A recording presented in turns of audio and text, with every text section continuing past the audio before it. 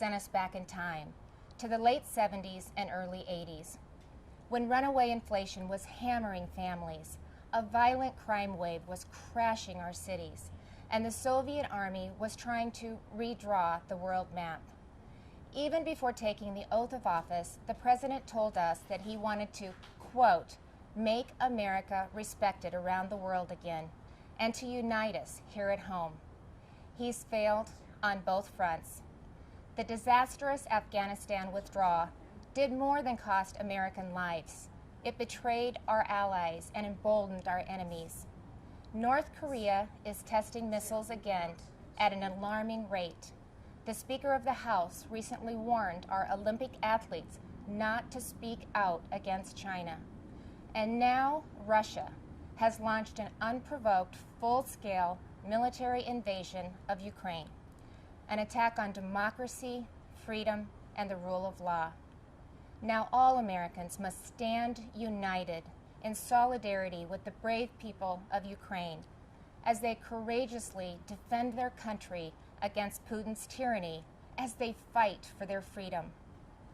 But we shouldn't ignore what happened in the run-up to Putin's invasion, waiving sanctions on Russian pipelines while eliminating oil production here at home, focusing on political correctness rather than military readiness, reacting to world events instead of driving them. Weakness on the world stage has a cost, and the president's approach to foreign policy has consistently been too little, too late. It's time for America to once again project confidence. It's time to be decisive. It's time to lead. But we can't project strength abroad if we're weak at home. And that's what I want to discuss with you tonight. The President and Democrats in Congress have spent the last year either ignoring the issues facing Americans or making them worse.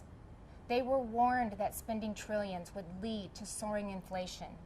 They were told that their anti-energy policies would send gas prices to new heights, but they plowed ahead anyway, raising the price at the pump by 50% and pushing inflation to a 40-year high. 4 decades ago, when our nation was last reeling from inflation, I was a young working mom just starting out. My husband Kevin worked days while I watched our girls, and then we would literally switch. We would pass in the yard as he was coming home, and I was leaving to work evenings at the local grocery store. From across that checkout counter, I saw the pain of inflation on my neighbors' faces. I saw what happens when prices rise faster than wages. The Biden administration believes inflation is a, quote, high-class problem. I can tell you, it's an everybody problem. I saw moms and dads' paychecks buy them less and less. I watched working people choose which essentials to take home and which ones to leave behind. And now President Biden's decisions have a whole new generation feeling that same pain. When I took the oath of office 5 years ago, I promised Iowans that I would never lose sight of who I was working for, that I wouldn't become detached from the problems they were facing, from the problems that I had faced myself. But you don't have to check groceries to see what high inflation does to people. You just need to step outside of the DC bubble. Talk to Americans about what's on their mind. Ask them, what are your concerns? What keeps you up at night? And they'll tell you. And I can tell you what's not on that list. They won't tell you that spending trillions more and bankrupting their children is the answer to their problems. They won't tell you that we should be paying people not to work. And they certainly won't tell you that we should give billions in tax giveaways to millionaires and billionaires in Democrat-controlled states like California, New York, and New Jersey. But that's what the Biden administration has been pushing for over the last year. And that's all part of Build Back Better. Thankfully, the president's agenda didn't pass because even members of his own party said enough is enough. Well, the American people share that view. Enough is enough. And it's not just with DC spending. Americans are tired of a political class trying to remake this country into a place where an elite few tell everyone else what they can and cannot say, what they can and cannot believe. They're tired of people pretending the way to end racism is by categorizing everybody by their race. They're tired of politicians who tell parents they should sit down, be silent, and let government control their kids' education and future. Frankly, they are tired of the theater, where politicians do one thing when the cameras are rolling and another when they believe you can't see them. Where governors and mayors enforce mandates but don't follow them. Where elected leaders tell their citizens to stay home while they sneak off to Florida for sun and fun. Where they demand that your child wear a mask, but they go maskless. So you've heard the excuses. They were just holding their breath. But it's the American people who are waiting to exhale, waiting for the insanity to stop. We now live in a country where violent crime is out of control. Liberal prosecutors are letting criminals off easy, and many prominent Democrats still want to defund the police. You know, it seems like everything is backwards. The Biden administration requires vaccines for Americans who want to go to work or protect this country, but not for migrants who illegally cross the border. The Department of Justice treats parents like domestic terrorists, but looters and shoplifters roam free. The American people are left to feel like they're the enemy. This is not the same country it was a year ago. The president tried to paint a different picture tonight, but his actions over the last 12 months don't match the rhetoric. It's not what he promised when he took office. But it doesn't have to be that way. There is an alternative. Across the nation, Republican governors and legislators are showing Americans what conservative leadership looks like, what it means to respect the people we serve, to hear them out, to stand up for them and walk alongside them. We know that our problems require bold action, but we also know that bold action doesn't have to mean government action. It's Americans making their own decisions for their own families and future. Republican governors face the same COVID-19 virus head-on. But we honored your freedoms and saw right away that lockdowns and school closures, they came with their own significant cost, that mandates weren't the answer. And we actually listened to the science, especially with kids in masks and kids in schools. What happened and is still happening to our children over the last 2 years is unconscionable.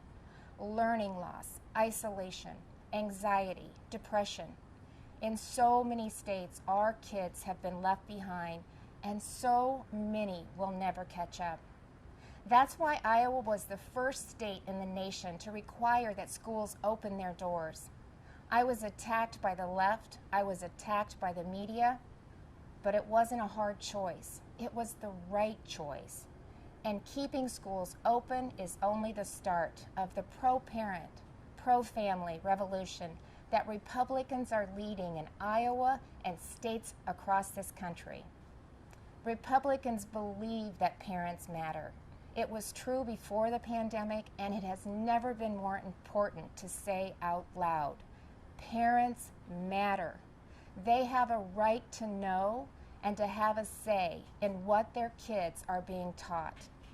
Families also have every right to live in a safe and a secure community, and that begins with a safe and secure country. But the Biden administration has refused to secure our border. They've refused to provide the resources to stop human trafficking, to stop the staggering influx of deadly drugs coming into our neighborhoods. They've refused to protect you. With Texas and Arizona leading the way, I, along with Republican governors from several states, have sent resources to the border. And we've actually gone to the border. something that our president and vice president have yet to do since taking office. On the economy, the contrast couldn't be more stark. While Democrats in D.C. are spending trillions, sending inflation soaring, Republican leaders around the country are balancing budgets and cutting taxes because we know that money spent on Main Street is better than money spent on bureaucracy. Today, I signed legislation that eliminates Iowa's tax on retirement income and sets our tax rate at 3.9%. That's less than half of what it was just 4 years ago. And it shouldn't come as a surprise that out of the top 20 states with the lowest unemployment rates, 17 have Republican governors. Republicans may not have the White House, but we're doing what we can to fill the leadership vacuum.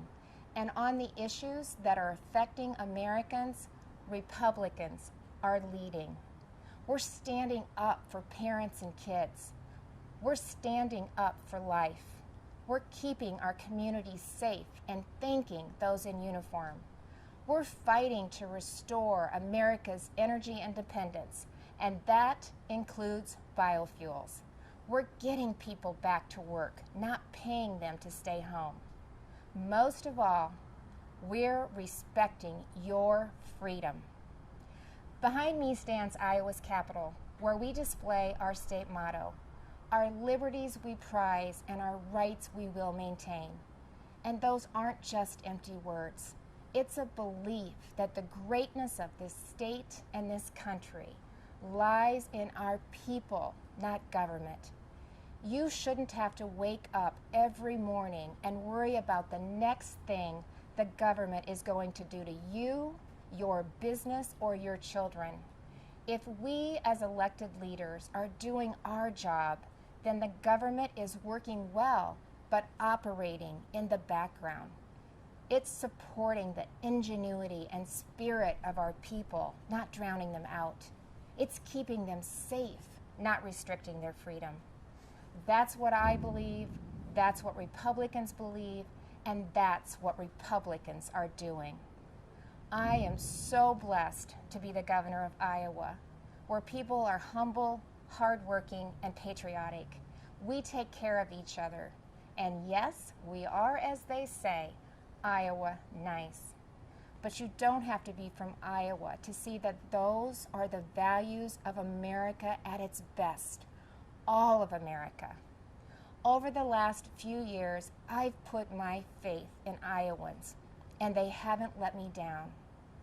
I encourage this president to do the same, to put his faith in you, the American people, who have never wavered in your belief in this country, regardless of who leads it. Because you know, you've shown that the soul of America isn't about who lives in the White House. It's men and women like you in every corner of this nation who are willing to step up and take responsibility for your communities, for your neighbors, and ultimately for yourselves. By that most important measure at least, the state of our union is indeed strong. Thank you, God bless you, and God bless the United States of America.